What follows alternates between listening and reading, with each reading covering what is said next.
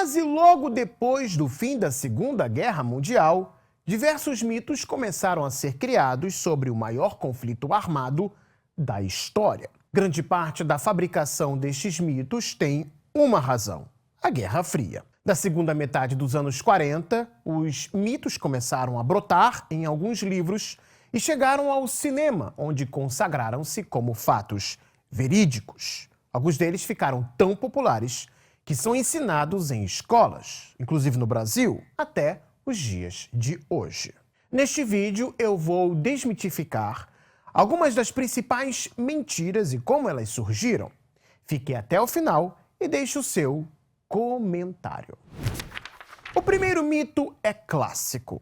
A maior parte dos civis mortos na guerra foi judeus europeus nos campos de concentração nazistas. Embora estima-se que 6 milhões de judeus tenham sido mortos pela Alemanha e seus aliados, a verdade é que outros 2 grupos de civis superaram em número as vítimas fatais durante a Segunda Guerra Mundial. Em primeiro lugar está a China.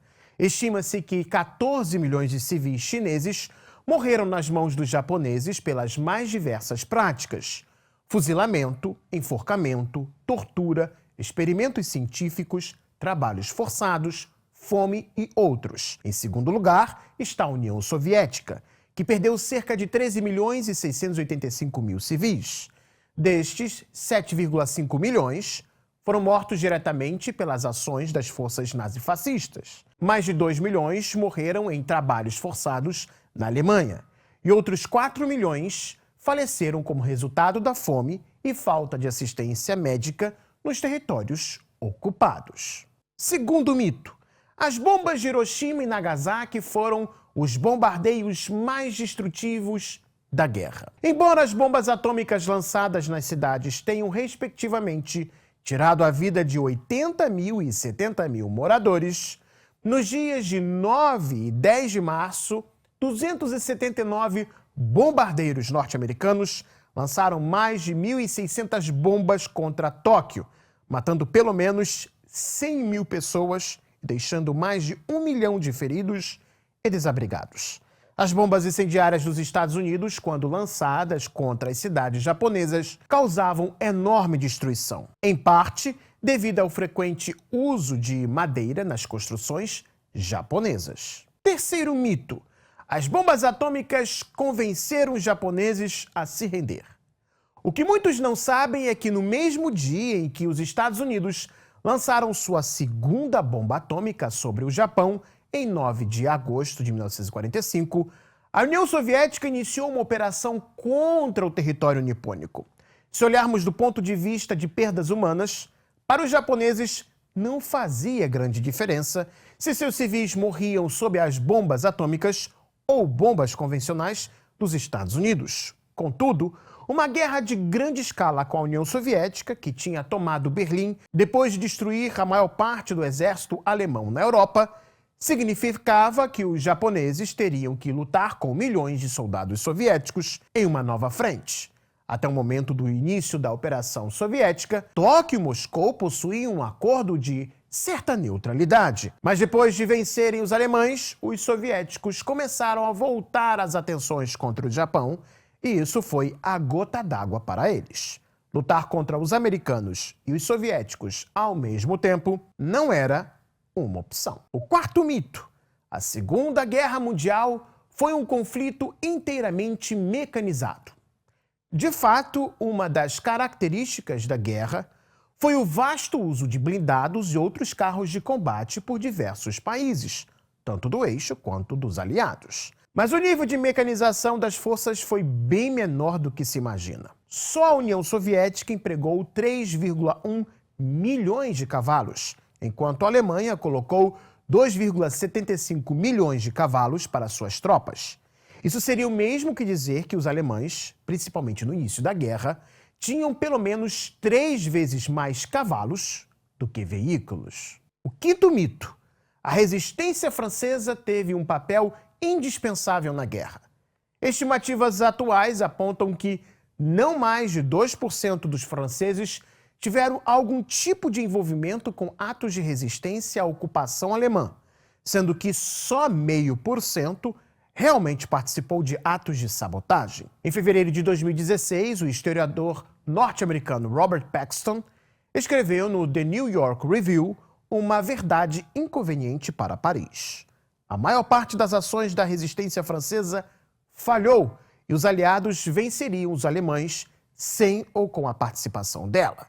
O papel inflado da resistência francesa pode ter sido uma jogada de Paris para aumentar sua reputação no pós-guerra diante da realidade que a França havia sucumbido à máquina de guerra nazista em pouco mais de um mês e muitos franceses terem sido admiradores e colaboradores de Hitler. Já em 9 de junho de 1945, sob ordens diretas do premier britânico Winston Churchill, militares britânicos elaboraram uma operação chamada de Impensável, que configurava um plano de ataque contra a União Soviética em conjunto com as tropas norte-americanas e soldados alemães feitos prisioneiros durante a Segunda Guerra Mundial. Até 1998, Londres negou a existência de tal plano. Mas naquele ano, a abertura de documentos do Arquivo Nacional do Reino Unido revelaram que, de fato, a operação foi planejada. No final dos anos 40, para a surpresa de Harry Truman, presidente dos Estados Unidos, que dizia que os soviéticos nunca teriam sua bomba atômica, Moscou conseguiu testar seu primeiro artefato nuclear. E foi aí que os britânicos deixaram na gaveta a Operação Impensável. No lugar dela, o Reino Unido iniciou um trabalho profundo de criação de mitos, às vezes com a ajuda de ex-agentes da inteligência soviética, recrutados justamente para criar tais mitos. A razão da criação de tais mitos é bem simples de entender. Desde a época dos impérios europeus, a cada 100 anos, no velho continente, uma nova base ideológica é ensinada aos cidadãos europeus comuns de que seus países vão entrar em guerra com a Rússia, seja ela a imperial, a soviética ou a republicana dos dias de hoje. Não importa quem está sentado no Kremlin, a Rússia sempre é vista como uma ameaça. E foi assim que nos anos 90, nas livrarias da Rússia, surgiram livros de um ex-agente soviético chamado Vladimir Ryzhun, conhecido pelo seu pseudônimo Viktor Suvorov. Ryzhun, que havia sido recrutado pela inteligência britânica após pedir asilo na Suíça em 1978, começou a escrever pseudofatos sobre a Segunda Guerra Mundial. Temendo ser punido por sua orientação sexual na União Soviética, ele teria aceitado colaborar com Londres no trabalho de desinformação. Mas de quais mitos estamos falando? O sexto mito vem justamente do trabalho propagandístico de reduzir o fator soviético na Segunda Guerra Mundial. Muitos pensam, por exemplo, que foram os Estados Unidos que de fato salvaram no campo de batalha a Europa do nazismo. Essa percepção, em parte, é fruto do trabalho do cinema. Se na Rússia existem inúmeros filmes que mostram o trabalho do exército soviético na guerra, no Ocidente temos um mar de filmes de Hollywood dedicados ao sacrifício feito pelos norte-americanos e britânicos. Você conta nos dedos os filmes feitos por Hollywood que mostram a frente oriental na Europa. Para vocês terem uma noção, a cada 10 soldados alemães mortos na guerra, menos de 2 foram tombados na luta com americanos, britânicos, franceses, canadenses, brasileiros e as outras forças. Por outro lado, a cada 10 soldados alemães mortos, mais de 8 tinham sido eliminados pelos soviéticos. Isso significa que mais de 80% das perdas do exército de Hitler foram na luta com a União Soviética. E é claro que isso veio a custo altíssimo. A União Soviética perdeu não menos de 10 milhões de soldados. Já as perdas militares dos Estados Unidos não passaram de 400 mil. O sétimo mito é de que a Alemanha invadiu a União Soviética em 22 de junho de 1941 sozinha. A verdade é que o território da União Soviética foi invadido naquele dia por tropas da Alemanha, Romênia, Itália, Finlândia, Hungria, Eslováquia e Croácia.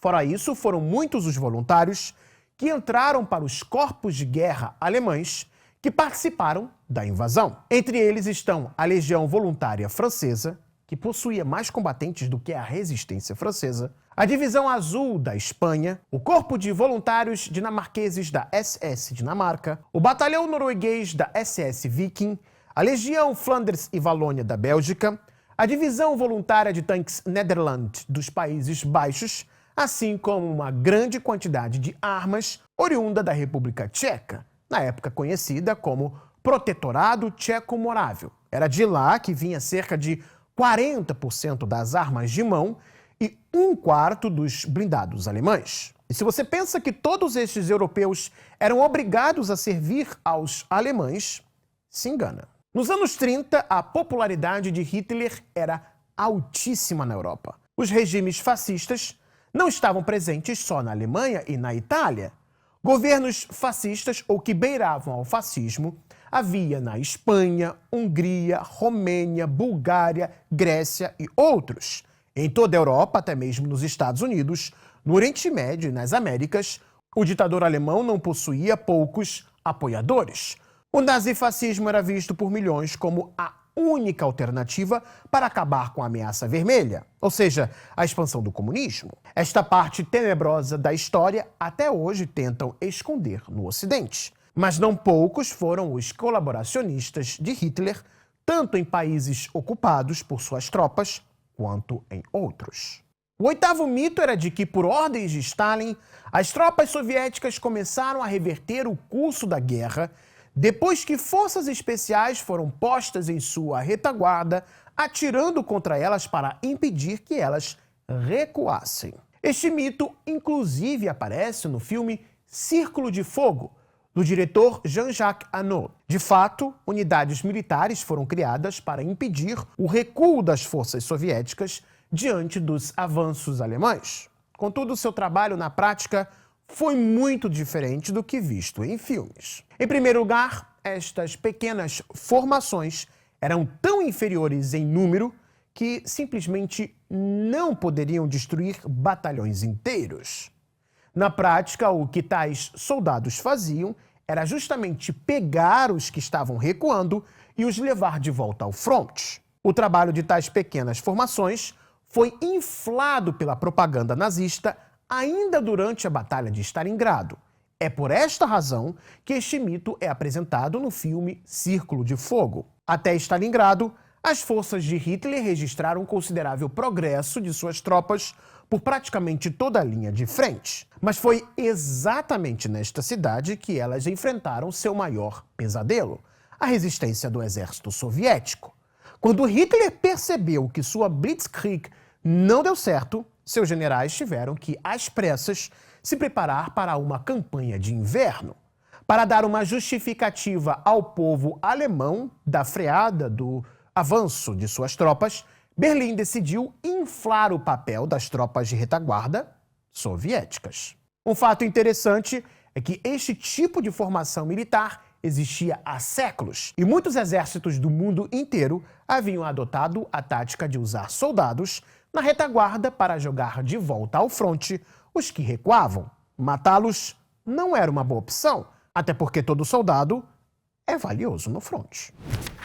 O próximo mito, que também aparece no filme Círculo de Fogo, é de que as forças soviéticas, na linha de frente, sofriam grande falta de armamentos e munições, ou que havia disponível um fuzil para cada 4 ou 5 soldados, principalmente nos primeiros dias da guerra. Muito armamento sobrou na Rússia da Guerra Civil. Além disso, a produção militar não era pouca. As formações que estavam na linha de frente eram bem armadas, como comprovado por documentos da época. É claro que podia acontecer casos de alguns soldados, no momento do caos de um ataque surpresa, perder sua arma ou não conseguir pegar munição. Mas o exército soviético não sofria fome de material bélico, tanto que estes tipos de cena você só vê mesmo em Hollywood. Mas de onde veio tal mito? Você talvez ficará surpreso, mas ele surgiu justamente da falta de fuzis que a Volkssturm, a milícia popular de Hitler, sofreu nos últimos meses da guerra. Acredita-se que os alemães tinham à disposição não mais do que 100 mil fuzis para os civis mobilizados. Grande parte do armamento disponível à população, antes mesmo do início da guerra, foi tomada pelas forças governamentais alemãs, destruída ou confiscada. Os armamentos produzidos eram enviados exclusivamente para os militares. Mas quando chegou a hora de mobilizar massivamente civis em 1944, aí fuzis faltaram. Neste momento, alguns alemães começaram a dizer coisas do tipo: se nós vivemos falta de armas, imagine os soviéticos. E foi assim que surgiu o mito. E se você gostou desse vídeo, deixe o seu like, se inscreva no Gazeta do Mundo e também acione o sininho para não perder os nossos próximos encontros aqui no YouTube. Até mais, pessoal. Tchau, tchau.